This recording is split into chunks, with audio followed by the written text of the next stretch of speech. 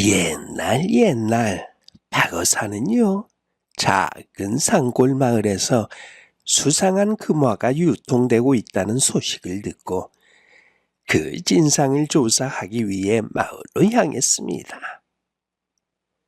이 금화는 오직 마을에서만 사용되었으며 그 출처가 불분명해 사람들 사이에서 두려움과 의혹을 불러일으키고 있었지요. 조정에서도 이 수상한 금화에 대한 보고가 올라왔고요. 박어사는 마을을 어지럽히는 이 음모의 배후를 밝히기 위해 그곳으로 발걸음을 옮겼지요. 하지만 마을에 도착한 순간 그곳이 단순한 의혹의 장소가 아닌 음침하고 불길한 기운이 감도는 곳임을 느낄 수 있었습니다.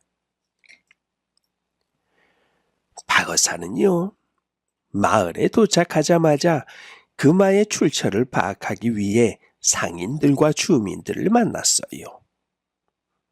하지만 마을 사람들은 모두 얼굴에 어두운 그림자가 드리워져 있었고요. 금화에 대해 묻는 말에는 아무도 대답을 하지 않으려고 했습니다. 그들의 표정에는 불안과 공포가 서려 있었고 마치 누군가가 그들의 행동을 감시하고 있는 듯한 느낌이 들었지요. 마을 사람들은 하나같이 입을 다물고요. 고개를 저으며 더 이상 묻지 말라는 눈빛으로 박어사를 쳐다볼 뿐이었습니다. 이 마을에 금화가 유통된다는 소문을 들었는데 그 금화가 어디서 나오는 거죠? 박어사가 다시 묻자 한 노인이 손사래를 치며 작은 목소리로 말하네요. 그 금화에 대해서는 묻지 마세요. 그리고 관심을 두지 않는 게 좋을 거요. 그렇지 않으면 큰 재앙이 닥칠 수도 있어요. 노인의 말을 듣고 더욱 궁금해진 박어사는요, 금화가 유통되는 경로로 추적하며 마을 외곽에 위치한 작은 금광에 대해 알게 되었습니다. 그 금광은 마을 관리들에 의해 비밀리에 운영되고 있었고 그곳에서 캐낸 금으로 금화를 만들어 마을에 유통시키고 있었던 것이지요. 그러나 사람들은 그 금광을 두려워하며 가까이 가지 않으려고 했습니다. 금광에 가깝게 다가가기만 해도 음산한 무거운 기운이 느껴졌고요. 그곳에서는 종종 불길한 사건들이 일어나곤 했지요. 박어사는 그날 밤 금광을 둘러보기로 결심했습니다. 깊은 밤이 되자 금광 주변은 무거운 정적에 휩싸였고요. 어둠 속에서 희미하게 흔들리는 횃불 불빛이 주변을 비추고 있었지요. 금광에 다가가자 박어사는 피부에 닿는 한기가 더 짙어지는 것을 느꼈고 어디에선가 이상한 기척이 느껴졌습니다. 금광 앞에서 잠시 주변을 살피던 박어사는 광부들 중 한 사람에게 조심스럽게 말을 걸어요. 그 광부는 박어사가 누구인지도 묻지 않은 채 몸을 움츠렸고요. 두려움에 가득 찬 눈빛으로 주변을 살피며 말했습니다. 제발 조용히 해주십시오. 우리는 감시받고 있습니다. 이곳에서 누구도 자유롭게 말할 수 없어요. 광부의 말에 놀란 박어사는 조금 더 이야기를 나눴고요. 그제야 광부는 자신들이 마을의 고위 관리 윤대감의 명령에 따라 불법으로 금을 캐내고 있다는 사실을 털어놓았지요. 더불어 광부는 금광 근처에 머무르는 동안 끔찍한 일이 벌어진다는 소문을 들려주었습니다. 사람들은 윤대감이 자신의 권력을 강화하기 위해 불길한 존재를 불러냈다고 수군거렸지요. 여기서 금을 캐고 나서 집으로 돌아가려고 할 때면 길에 지네떼가 나타나 우리를 따라오곤 합니다. 광부는 떨리는 목소리로 속삭였습니다. 그 지네떼는 저주받은 존재라 윤대감이 부리는 괴물들이라고 합니다. 우리는 그 무시무시한 지네들을 피하지 못하면 결국 윤대감에게 복종할 수밖에 없게 되죠. 박어사는 윤대감이 단순한 권력자가 아닌 두려움의 무기로 사람들을 억압하고 있다는 것을 깨달았지요. 그리고 그가 사용하는 지네떼의 공포가 마을을 어떻게 지배하고 있는지 점점 알아가게 되었습니다. 박어사는 윤대감이 매일 밤 금강을 찾아와서 금화 거래를 감독한다는 소문을 듣고 금광 근처에서 그를 기다렸지요. 밤이 깊어지자 역시나 금광 주변에는 서늘하고 음산한 기운이 감돌기 시작했습니다. 머지않아 윤대감이 호위병들을 이끌고 금광으로 들어섰고요. 박어사가 그 뒤를 조심스럽게 따라갔지요.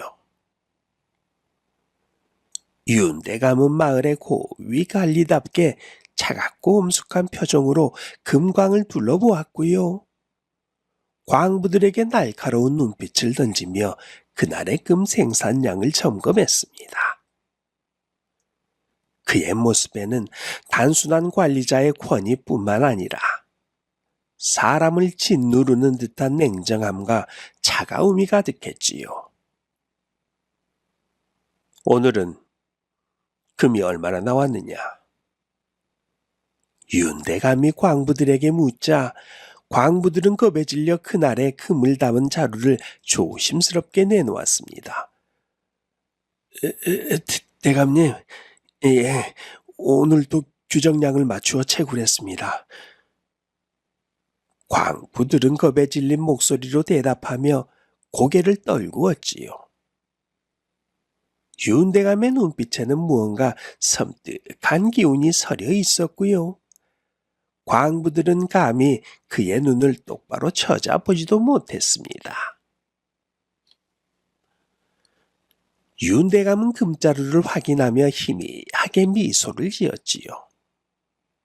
그리고 광부들에게 무시무시한 경고를 던지며 앞으로도 자신의 비밀을 지킬 것을 강요했습니다. 이 금광의 일은 외부에 알려져서는 안 된다. 만약 누군가 이곳의 비밀을 누설한다면 그자는 내 손으로 직접 처벌할 것이야. 그 순간 윤대감의 신복들이 금광 구석에서 커다란 지네들을 풀어놓았습니다. 지네들은 금광 바닥을 줄지어 기어다녔고요. 광부들은 비명을 지르며 뒷걸음질을 쳤지요. 윤대감은 지네들을 보며 비열하게 웃었습니다. 이 지네들이 너희를 감시하고 있다는 걸 잊지 말아라. 그 누구도 나의 명령을 어길 수 없음을 명심하거라. 박어사는 윤대감이 다른 사람들을 두려움에 떨게 하며 자신의 권력을 유지하기 위해 지네떼를 이용해 협박까지 하고 있다는 사실에 소름이 돋았습니다.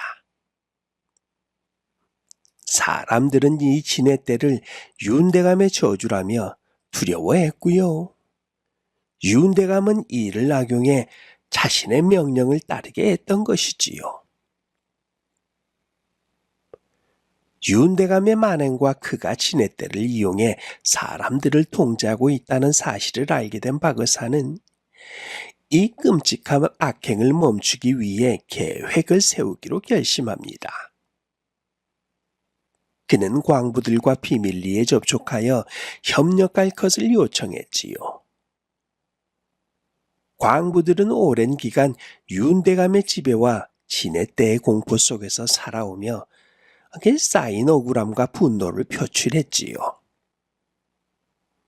그러면서 박의사의 계획에 기꺼이 따르겠다고 결심했습니다. 며칠 후 박의사는 윤대감이 그 말을 운반하는 날에 맞춰 마을 사람들을 모아 금광 근처로 향했지요. 그는 광부들과 함께 몰래 윤대감의 금화 운반 현장에 잠입해 증거를 확보하고 마을 사람들 앞에서 그의 악행을 폭로하기로 했습니다. 깊은 밤 윤대감이 그 말을 실은 마차를 이동시키려는 순간 박의사는 마을 사람들과 함께 나타나 윤대감에게 다가갔지요. 그는 광부들과 힘을 모아 마을 사람들 앞에서 윤대감의 악행을 하나하나 밝히기 시작했습니다. 윤대감, 당신이 저질러온 만행을 밝히겠소.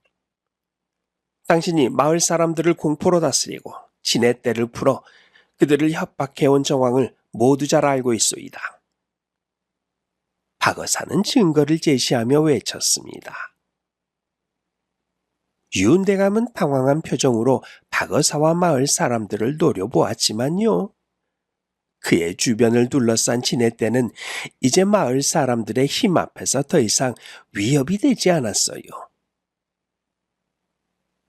마을 사람들은 그동안 쌓인 분노를 터뜨리며 윤대감에게 항의했고요. 그의 신복들도 그를 두려워하며 몰래 도망치기 시작했습니다. 박의사는 진해떼의 공포를 넘어서 마을을 되찾은 데 성공했네요. 결국 윤대감과 그의 신복들은 관청의 병사들에게 의해 체포되었고요. 마을 사람들은 다시 평화로운 삶을 되찾을 수 있었습니다. 그들은 박의사의 용기와 지혜에 깊이 감사하며 더 이상 진해떼와 불법 금화에 얽매이지 않고 자유롭게 살아갈 수 있게 되었지요. 박의사는요, 마을 사람들과 함께 승리의 기쁨을 나눈 후 조용히 마을을 떠나 다시 정의를 세우기 위해 길을 나섰습니다. 다음 이야기입니다. 옛날, 아주 오랜 옛날, 한 마을에 깊고 푸른 호수가 있었습니다. 이 호수는요, 마을 사람들에게 물과 생명을 주었으며 그 안에는 하늘과 땅을 연결하는 고귀한 존재인 수호용이 살고 있었습니다. 마을 사람들은 이 용을 신성하게 여겼고요. 용은 마을이 가뭄에 시달릴 때마다 비를 불러와 풍요를 주었기에 사람들은 그에게 깊은 존경을 표하고 있었지요. 호수 주변은 언제나 푸르렀고 마을 사람들은 용을 위한 작은 제단을 마련해서 정성껏 제사를 올리곤 했지요. 그런데요. 세월이 흐르면서 마을에 많은 변화가 생겼습니다. 마을이 번성해서 사람들이 늘어나기 시작했고요. 더 많은 집과 논이 필요했지요. 마을 지도자들은 논의 끝에 호수를 메우고 그 자리에 커다란 서당과 집을 세우기로 결정해요. 그러나 마을의 어르신들은 걱정이 깊었습니다. 호수의 용이 비를 내리며 마을을 지켜주었는데 그 용의 터전을 없애면 큰 재앙이 닥칠 것이야. 라며 사람들을 설득하려고 했습니다. 하지만 젊은이들은 이를 무시하고 호수를 메우기 시작했지요. 첫삽이 호수에 닿았을 때 멀리서 천둥 같은 소리가 들렸습니다.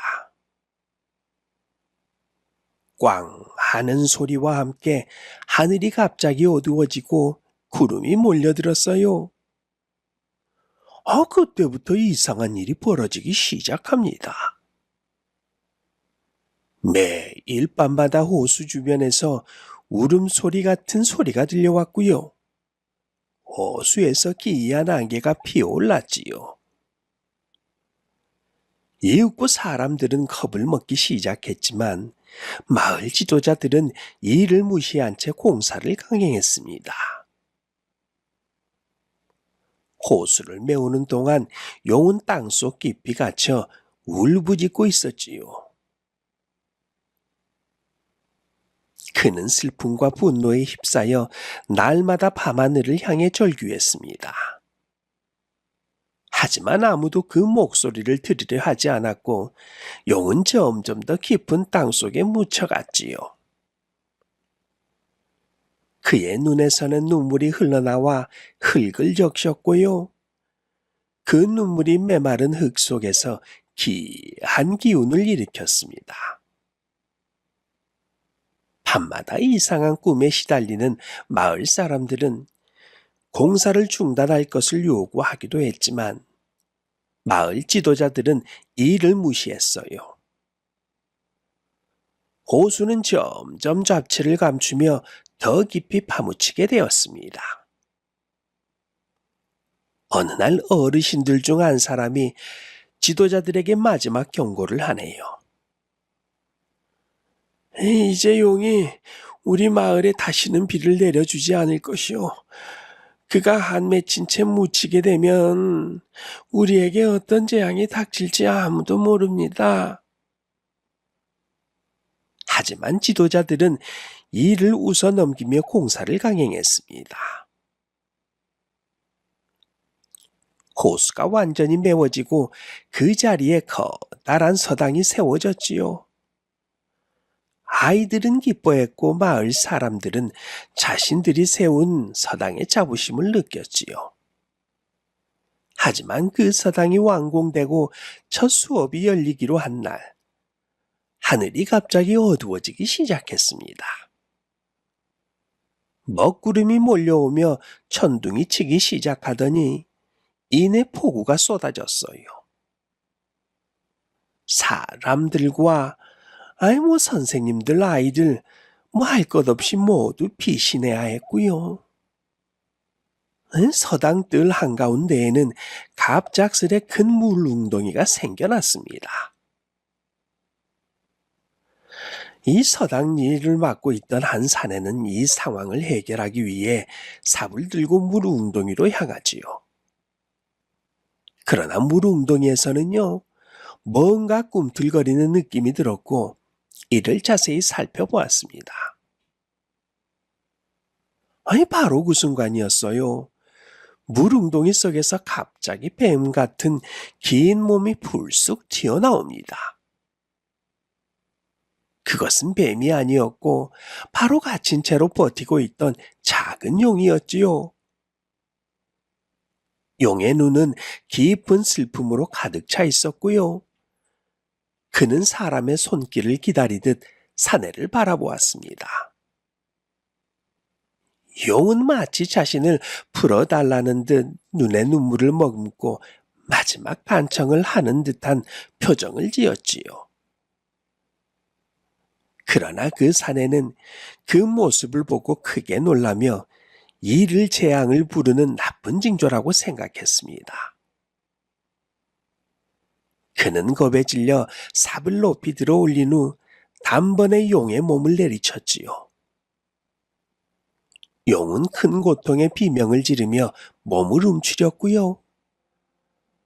사내는 아랑곳하지 않고 다시 삽을 휘둘러 몸에 몸을 두 동강 내어버렸습니다. 용은 마지막 비명을 지르며 땅에 쓰러졌고요. 그의 눈에서는 끝없는 슬픔의 눈물이 쏟아져 나왔지요. 그 눈물은 물웅덩이를 가득 채웠고 그곳을 흐르던 물은 붉게 물들어 마치 핏빛 강물처럼 변해갔습니다.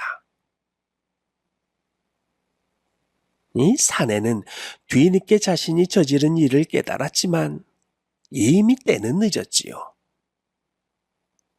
그날 이후 마을과 서당에는 저주가 시작되었습니다. 용이 죽은 후 마을은 평소와 다를 바 없어 보였지만요. 그렇지만 비가 내리는 날마다 이상한 일이 벌어지는 거예요. 비가 내릴 때마다 서당 뜰에서는 으스스한 울음소리가 들려왔고요. 아이들은 그 소리에 겁을 먹으며 밖에 나가기를 꺼려 했지요. 마치 용의 혼이 다시 돌아와 그들에게 경고하는 것처럼 느껴졌습니다. 야유회나 또는 운동회 같은 그 서당의 중요한 날마다 비가 내렸고요.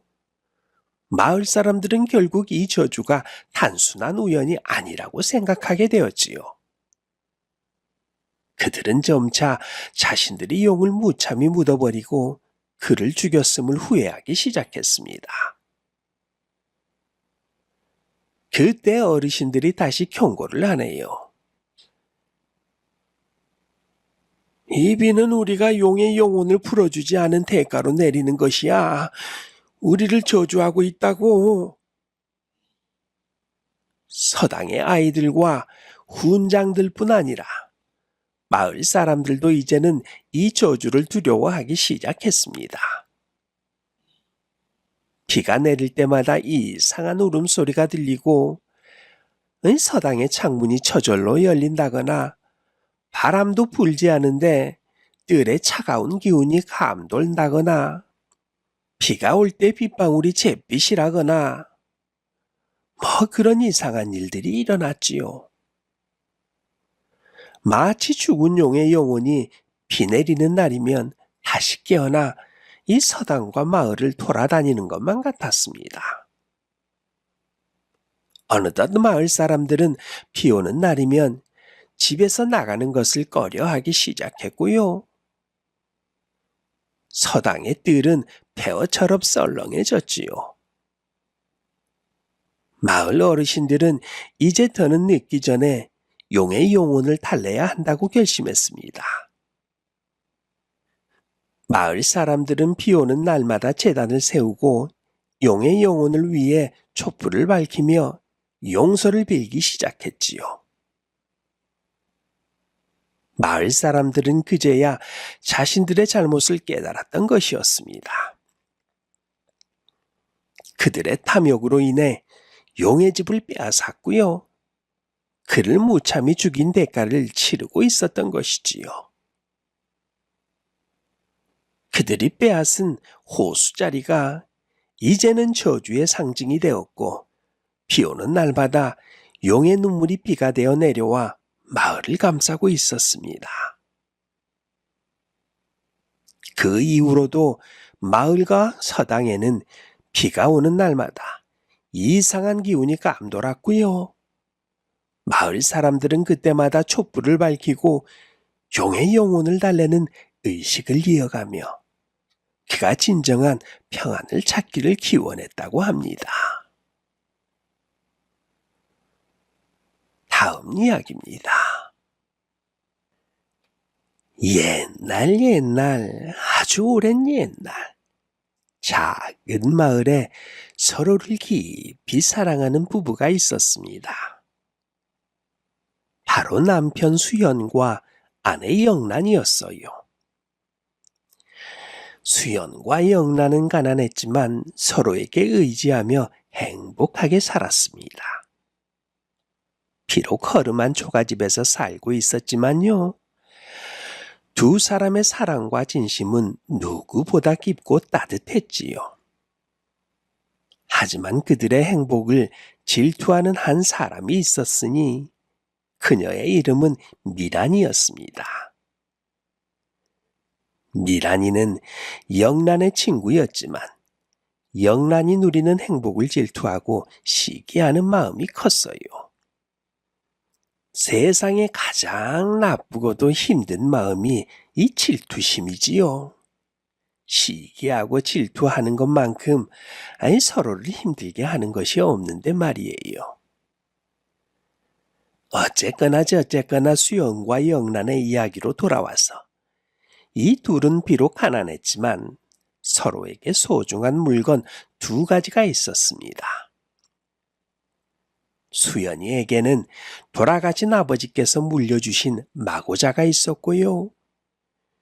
영란에게는 검고 긴 머리카락이 있었지요.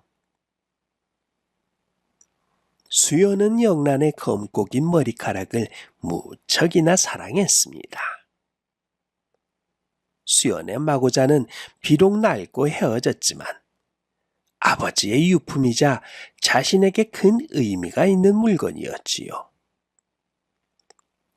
영란의 머리카락은요, 마을에서 가장 아름답기로 소문나 있었고 그 매끄럽고 긴 머리카락은 마을 사람들, 그러니까 수연뿐만 아니라 마을 사람들에게도 감탄을 자아내게 했지요. 부부는 가진 것이 별로 없었지만요. 서로의 존재와 이 소중한 물건들을 통해 큰 위안과 행복을 느끼며 살아갔습니다.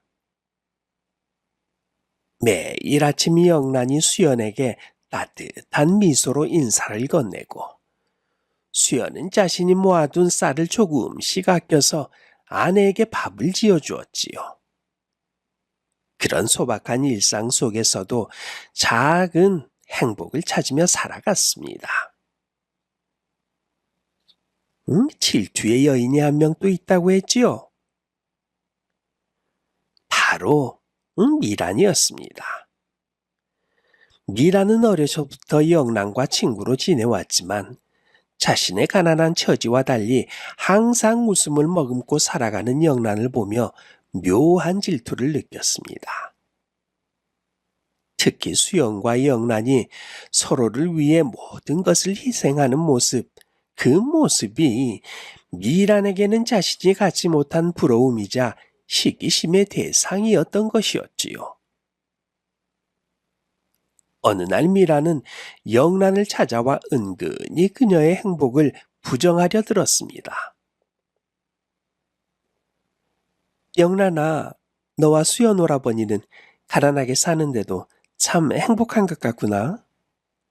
난 너처럼 하루하루 밥 걱정하며 사는 건 견디기 힘들 거야.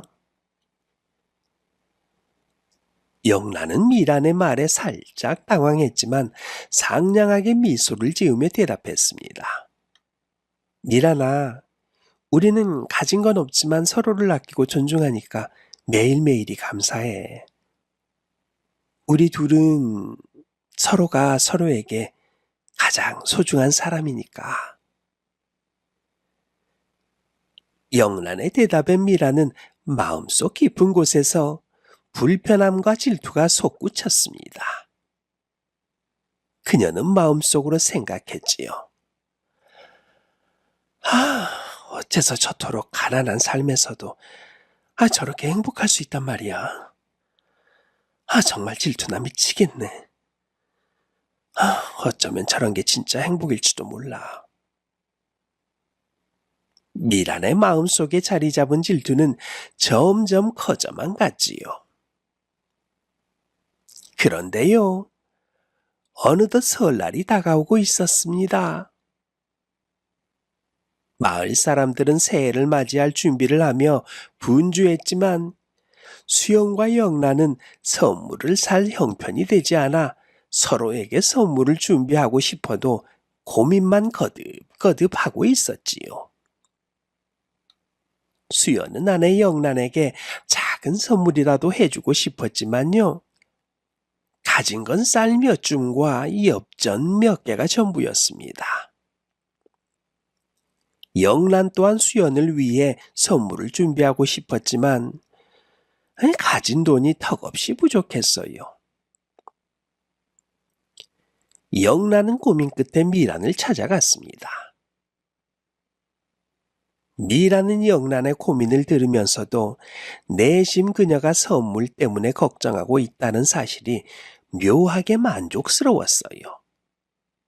그러나 겉으로는 상냥한 척하며 영란을 도와주는 듯 말을 건넸습니다.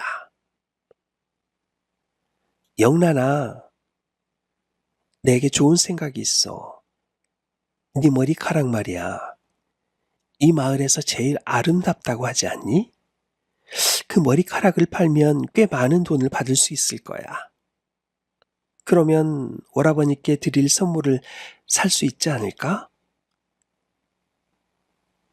미라는 자신이 돈을 빌려주겠다, 아니면 실질적으로 이걸 도움을 주겠다 이런 것이 아니라 미란이가 가장 아끼고 그리고 수연에게 사랑받는 그 머리카락을 자르라는 아주 이상한 말을 해줍니다. 영란은요, 순진하게도 이 순간 자신의 머리카락을 잘라 팔아야 한다는 생각에 망설였지요. 머리카락은 자신에게 가장 소중한 것이었지만 미란의 제안에 조금씩 마음이 흔들리기 시작했습니다. 영란의 생각에 미란의 말이 옳을지도 모른다는 생각이 들었기 때문이에요. 남편을 위해서라면 자신이 가지고 있는 것 중 하나를 희생하는 것이 맞는 일 같았습니다. 마침내 영란은 용기를 내서 장터로 향했지요. 그녀는 자신의 긴 머리카락을 자르고 그것을 장터의 포목점에 팔아 손에 들어온 돈으로 남편이 좋아할 것 같은 그 마고자에 잘 어울리는 옷고름을 샀습니다. 머리카락을 자르는 것은 큰 아쉬움이었지만요. 수연을 위한 마음으로 그녀는 기꺼이 이 희생을 감수했지요. 장터에서 집으로 돌아오는 길, 영란은 미란에게 고맙다고 작은 미소를 지었지요.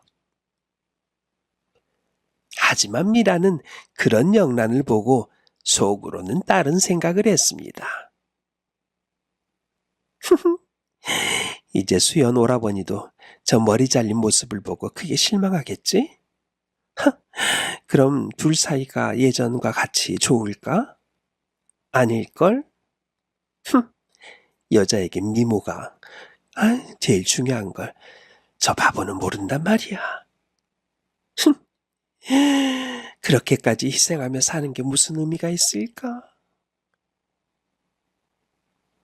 그녀는 영란의 변화를 통해 부부 사이가 조금이라도 어긋나길 바라는 은밀한 욕망을 품고 있었지요.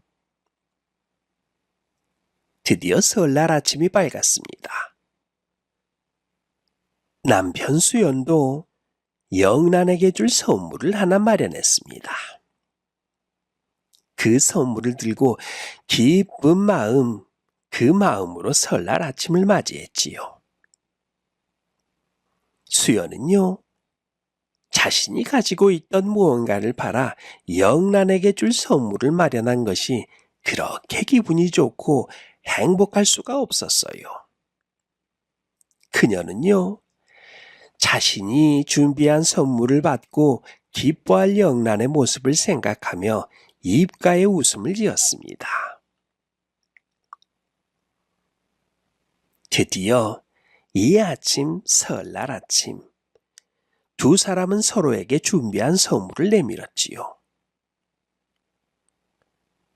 수연의 손에 들린 것은 영란에게 딱 어울릴 것 같은 은비녀였습니다. 영란은 깜짝 놀라며 은비녀를 내려보고 있었지요. 그리고 영란의 손에 들린 것은 옷고름이었는데요. 수연 또한 그 옷고름을 보고 깜짝 놀라지 않을 수가 없었습니다. 왜냐하면 아버지에게 받았던 그 유푼 마고자를 팔아서 은비녀를 샀기 때문이에요. 둘은 서로의 선물이 자신에게 당장 필요 없음을 알고 잠시 말을 잊었습니다. 그리고 이내 서로를 깊이 바라보았지요. 수연은 조용히 영란의 손을 잡고 따뜻하게 웃으며 말했습니다. 곧 머리카락이 다시 자랄 거야. 그때 이 은비녀를 꽂아줄게. 영란은 수연을 보며 작은 미소를 지으며 대답했지요. 오라버니도 마고자가 없으니 나중에 마고자를 사게 되면 그때 옷고름을 꼭 달아드릴게요.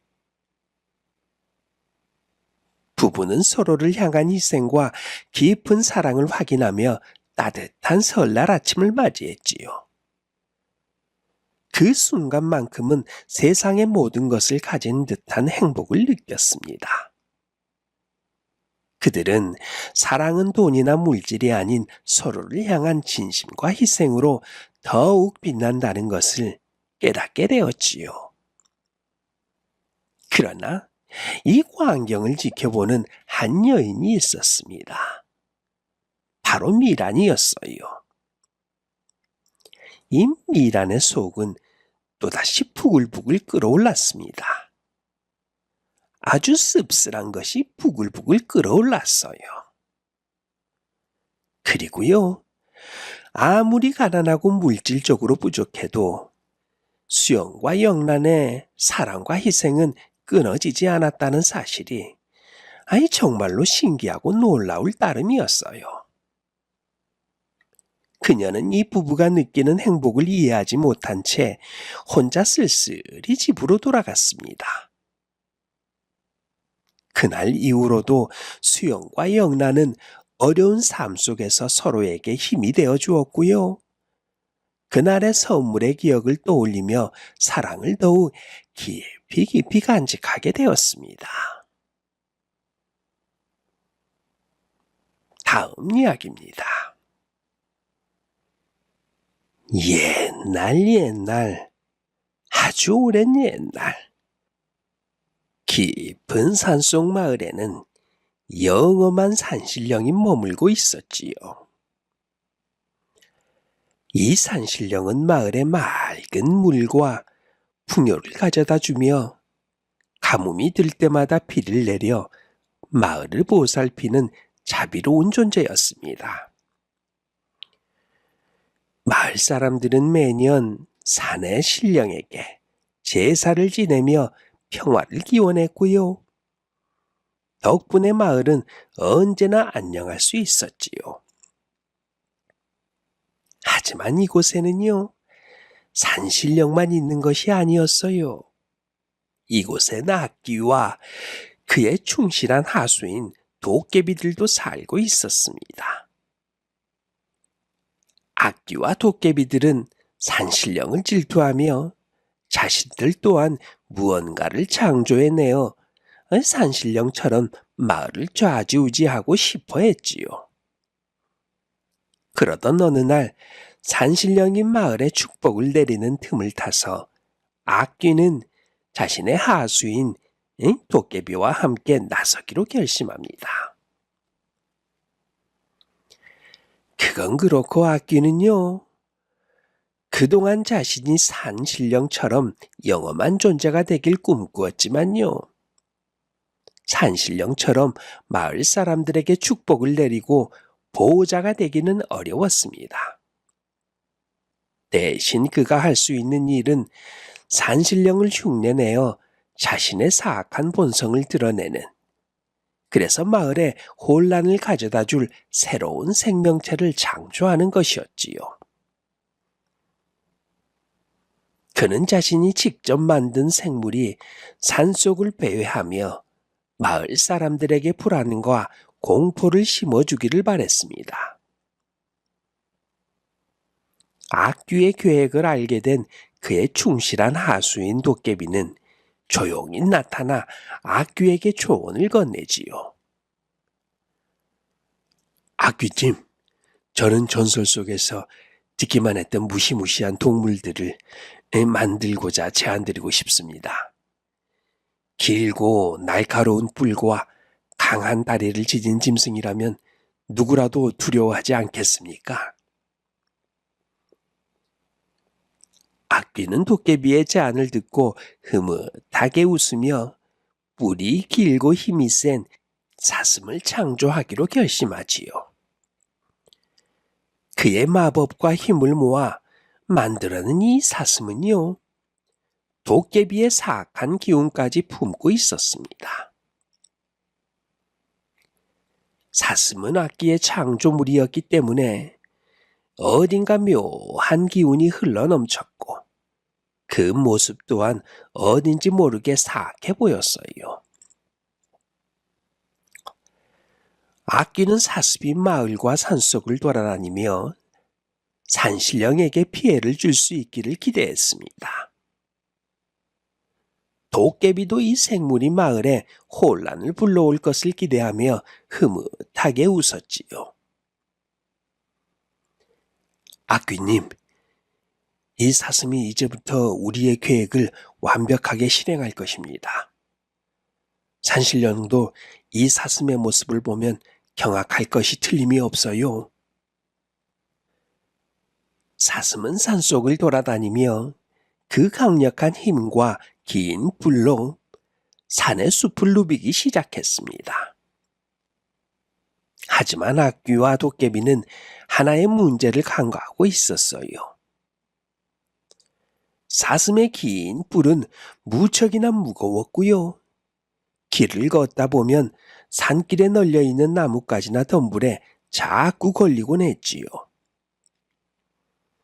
사슴은 움직일 때마다 그 뿔이 여러 곳에 걸리자 결국 악귀에게 도움을 요청하게 되었습니다. 악귀와 도깨비는 처음에는 사슴이 불편해도 참을 수 있다고 생각했지요. 하지만 시간이 지날수록 사슴이 자꾸 도움을 요청하자 악귀는 점점 짜증이 나기 시작했습니다. 그는 도깨비와 의논한 끝에 사슴의 긴 뿔을 잘라내기로 결심을 해요. 도깨비는 망치와 도끼를 꺼내어 뿔을 잘라내며 이 모습이 이제 마을에 진정한 혼란을 불러올 것이라고 확신을 합니다. 사슴의 뿔이 짧고 뭉툭해진 뒤로 사슴은 마을 근처를 배회하며 어디든 닥치는 대로 거기 가서 풀을 뜯기 시작했지요. 사슴의 악행은 날로 심해졌고요. 마을의 중요한 약초와 작물들까지 피해를 입히기 시작했습니다. 특히 사슴은 마을 사람들이 공들여 키우던 도라지와 인삼을 짓밟으며 풀과 약초를 모조리 갉아먹어 마을 사람들에게 큰 재앙을 불러왔지요. 마을 사람들은 점차 두려움에 휩싸였습니다. 그들은 산속에서 전해오는 괴이한 소문을 듣고 사슴의 존재를 알게 되었고요. 그 무서운 생물이 도깨비의 조언과 악귀의 마법으로 창조된 것이라는 이야기가 퍼지기 시작하지요. 마을 사람들은 점차 두려워하며 산신령에게 간절히 기도를 올리기 시작했습니다. 산신령님, 제발 이 재앙을 멈추어 주십시오. 사슴이 우리의 소중한 곡식과 약초를 모두 파괴하고 있습니다. 산신령은 마을 사람들의 간절한 기도에 응답하여 사슴의 행동을 막기 위해 강력한 명령을 내렸습니다. 그는 자신이 아끼는 산짐승 중에 가장 사나운 호랑이를 불러내어 사슴을 저지하게 명령을 했지요. 호랑이는 그 명령을 받고 날카로운 발톱과 이빨을 세우며 사슴을 찾아다니기 시작했습니다. 그 위풍당당한 기운은 마을 사람들에게 다시 희망을 주었고요. 산신령이 자신들을 지켜주리라는 확신을 주었지요. 하지만 이 상황을 지켜본 도깨비는 사악한 웃음을 터뜨리며 악귀에게 경고했습니다. 악귀님, 산신령이 호랑이를 풀었습니다. 우리가 만든 사슴이 위험에 빠질 수도 있겠네요. 악귀는 이에 맞서 산신령에게 항의하기로 결심을 하지요.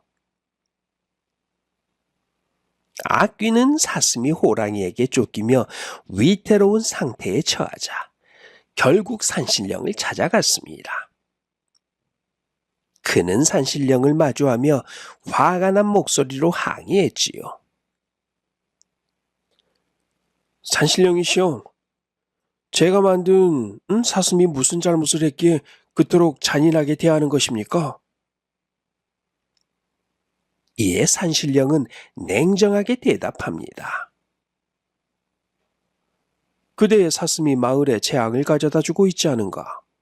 그대는 자신의 창조물이 우리의 마을을 파괴하고 있음을 알고 있지 않는가? 그러자 악귀는 당당하게 대답했습니다. 제가 만든 사슴이 사악하다 한들 그것이 내 탓이겠습니까? 저는 악귀이니 내가 만든 것은 당연히 악할 수밖에 없습니다. 하지만 내가 그 사슴을 살려달라 청하는 것 또한 나의 권리 아니겠습니까? 산신령은 생각에 잠긴 후 이렇게 말했습니다. 좋다. 내가 그대의 요청을 들어주겠어. 그러나 모든 참나무의 잎이 다 떨어질 때까지 기다려야 하네.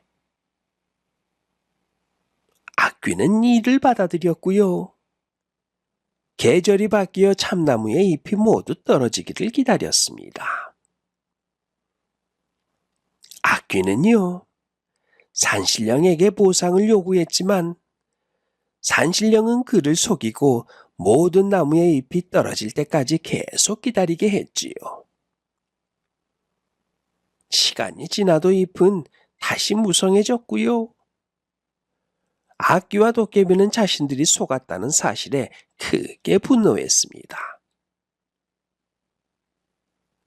악귀는 다시 자신의 사슴을 다시 살려내려 했지만 그가 떠나 있는 동안 사슴은 호랑이에게 크게 물려 큰 상처를 입고 말았습니다.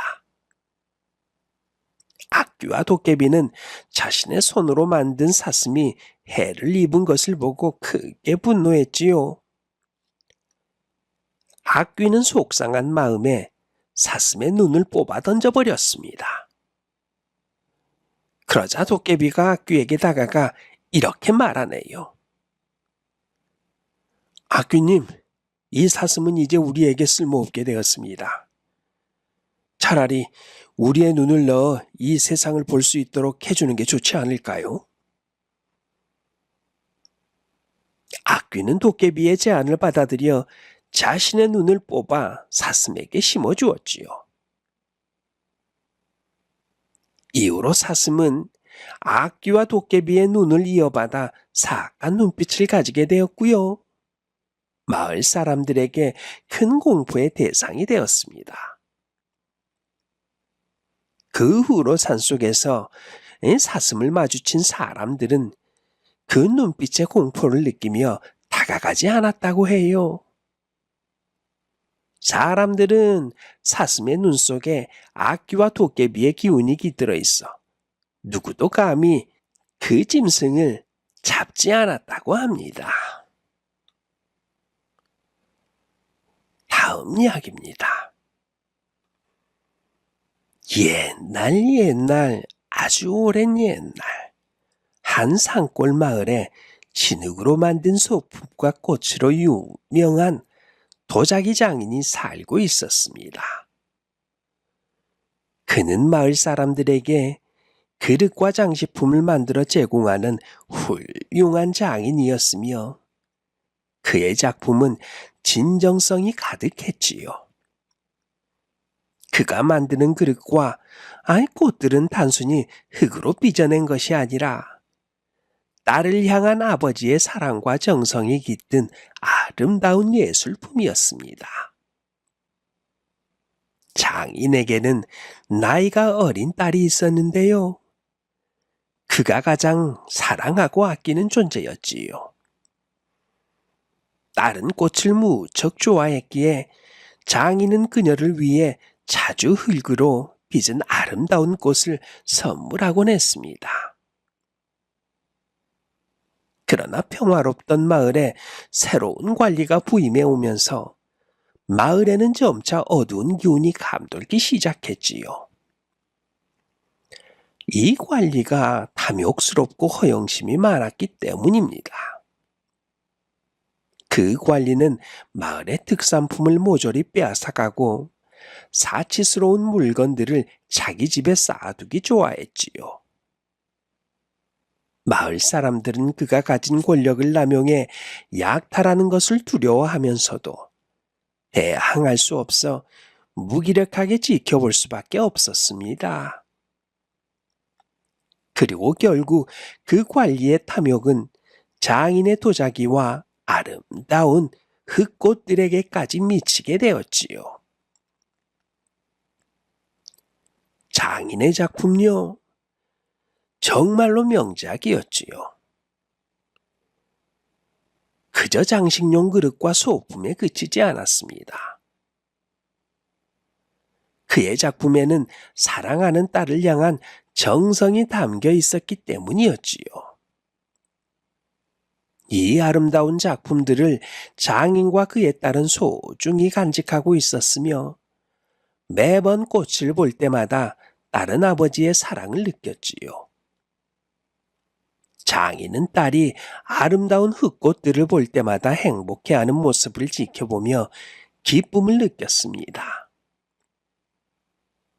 그러던 어느 날 마을에 부임해온 새 관리가 장인의 집을 방문했어요. 그는 장인의 집에 들어서자마자 장식장에 늘여놓은 아름다운 꽃들을 보고 탐욕의 눈빛을 감추지 못하네요. 관리는 거만한 목소리로 장인에게 말했습니다. 흠흠, 이 작품들은 진귀하군. 이렇게 정교하고 아름다운 꽃을 나의 집에 두어야 마땅하지 않겠소? 장인은 관리의 말에 놀라면서도 단호하게 거절했습니다. 이 도자기는 제가 소중한 딸을 위해 만든 것입니다. 아무리 귀한 벼슬을 가진 관리님이라도 제가 이 도자기를 내어드릴 수는 없습니다. 관리는 장인의 단호한 거절에 얼굴을 찡그리며 그의 결정을 받아들이지 못했습니다. 아니, 이 마을을 다스리는 관리인데 너 따위가 내 뜻을 거역하겠다는 것인가? 내가 원하는 것을 가져가는 것은 당연한 일이지 않나? 장인은 여전히 관리의 말에 굴복하지 않았어요. 관리의 얼굴은 금세 굳어졌습니다. 그는 장인을 비웃으며 빈정거렸지요. 흙으로 만든 꽃을 지키겠다고 하는군. 그저 장식품일 뿐인데 말이야. 무엇이 그리 대단하단 말이야. 그러나 장인은 관리의 말에 흔들리지 않고 고개를 저었습니다. 관리의 분노는 갈수록 커져갔고요. 그는 점차 장인을 괴롭히기 시작했어요. 그는 마을에 소문을 퍼뜨려 장인의 고집이 문제라며 그를 비난했고 마을 사람들은 그 소문에 흔들리기 시작했습니다. 관리는 장인이 자신의 말을 듣지 않자 점점 더 무리한 요구를 하며 마을 전체를 괴롭혔어요. 그로 인해 마을 사람들 전체는 계속해서 불안에 떨어야 했습니다. 이로 인해 장인의 집 주변에는 늘 관리들의 신복들이 배치되어 감시하고 있었지요. 장인의 마음은 편하지 않았습니다. 딸에게 많은 이 일을 알리지 않으려고 했지만 어린 딸도 아버지의 고민을 눈치채고 있었지요. 딸은 이 사태를 해결하기 위해 깊이 생각에 잠기게 되었습니다. 장인의 딸은 아버지가 관리의 요구를 거절한 이유를 잘 알고 있었습니다. 하지만 아버지를 위해 그리고 마을 사람들을 위해 자신이 무엇을 할 수 있을지 고민하기 시작했지요.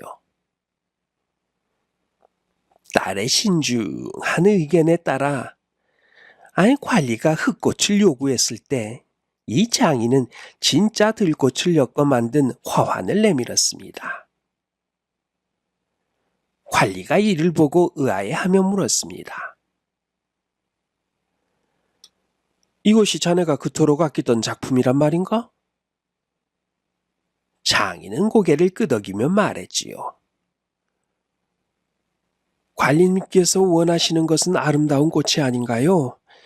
이 꽃도 관리님께 충분히 어울릴 것 같습니다. 관리의 욕심은 일시적으로 사라졌고요. 장인의 집에서 직접 만든 들꽃 화환을 가져가게 되었지요. 이후 장인과 딸은 관리에게 들꽃 화환을 만들어 보냈고 그 꽃들은 관리의 집 곳곳에 놓여졌습니다. 관리의 집은 이내 들꽃으로 가득 차게 되었고요. 관리의 욕심은 그제서야 조금씩 사라지기 시작했지요. 진정으로 관리가 원했던 것은요, 어떤 명작, 작품이 아니라 그냥 예뻐 보이는 꽃이었던 것이었어요. 다시 말해 아름다운 외형에 불과했던 것이었습니다. 장인과 딸의 지혜로 인해 마을은 다시 평화를 되찾을 수 있었지요. 관리는요, 시간이 지나면서 점차 깨닫게 되었는데요. 자신이 강제로 빼앗으려 했던 장식품이 단순한 물건이 아니라 그 안에 담긴 의미와 정성이 있는 것이라는 사실을 알게 된 때문이겠지요. 그는 이제 자신이 탐냈던 것이 진정한 가치가 무엇인지 깨달았고 장인에게 사과하러까지 찾아왔습니다. 장인은 관리의 사과를 받아주며 다시는 마을에 해를 끼치지 않도록 조심스럽게 말을 했습니다. 그날 이후 관리의 허영심과 탐욕은 더 이상 마을에 피해를 주지 않았지요.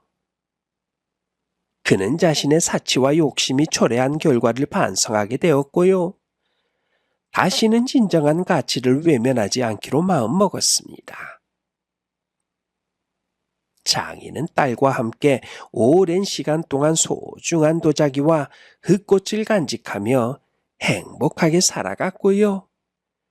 그들의 사랑과 지혜는 마을 사람들에게 커다란 교훈이 되었지요.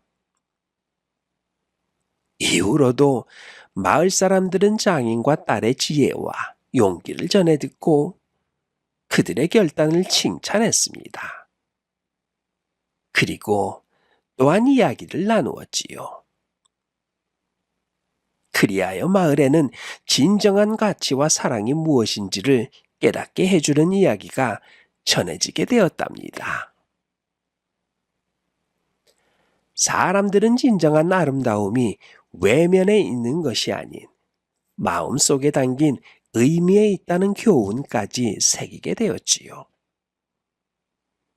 관리 또한 처음에 부임한 뒤에 곧장 장인의 집을 찾아가서 가장 아름다운 물건을 요구했던 그의 잘못을 크게 뉘우쳤지요. 단순히 예뻐 보인다고 해서 그냥 그 물건의 예쁨만이 있는 것이 아니라는 것을 또한 깨닫게 되었습니다. 더불어 예쁘지 않고 소중해 보이지 않아도 그 속에 담긴 의미가 아주 특별하다면 그 물건 또한 세상에 없는 가치를 가질 수 있다는 것도 깨닫게 되었지요. 오늘 이야기는 여기까지입니다. 좋은 시간 되셨기를 바라며 다음 이야기로 찾아뵙겠습니다.